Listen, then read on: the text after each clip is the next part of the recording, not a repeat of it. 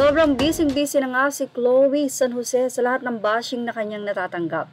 Simulat sa pool kasi nang siya ay sumagot sa ina ni Carlos Yulo ay naging negative na talaga ang dating niya sa social media. Dahil kung sakali daw talagang marespeto si Chloe ay hindi na nito papansinin pa ang ina. Siguro kahit pikon na pikon ka, iisipin mo pa rin na ito ay nanay ng taong minamahal ko. Kahit pa nga ang pag-iinsulto nito ay sa iyong minamahal pa. Well, dahil nga dyan, naging negative nga si Chloe sa nasabi nga pong netizen.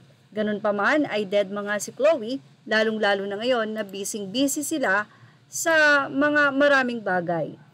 At mula nga sa Day to Day Facebook page, narito po ang sinabi ng isa atleta din.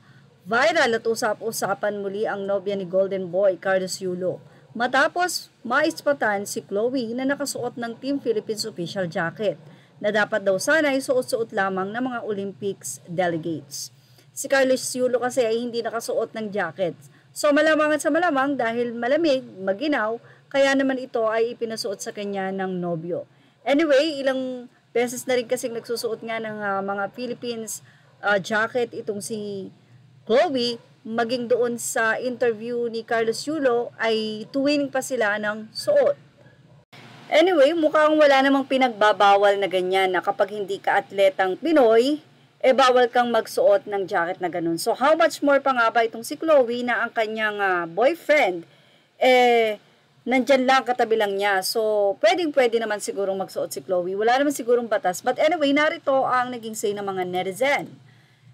Day to Day, kay Yulo yang sinuot lang niya kasi basa pa ang mga damit niya daw. Say naman ng isa, anong ibig sabihin? Kami may pakana, ikaw ang nagpapapansin para pag-usapan ng post mo. Hanap ng damay, ang Tanji A, boom papansin.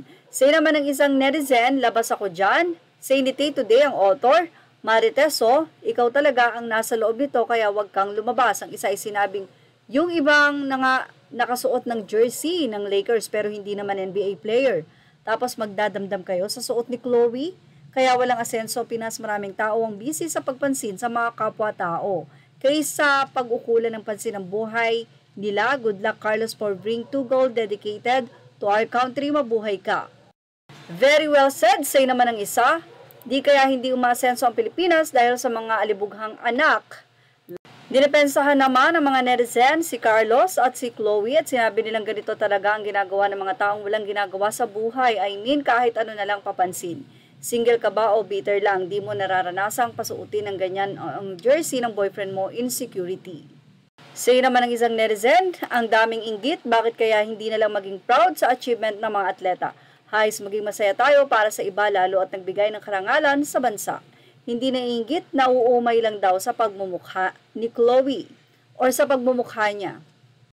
Anyway, congratulations sa lahat ng atletang Pilipino at yan ang ating Showbiz Snap update. Thank you for watching. Images are all credit to the rightful owners.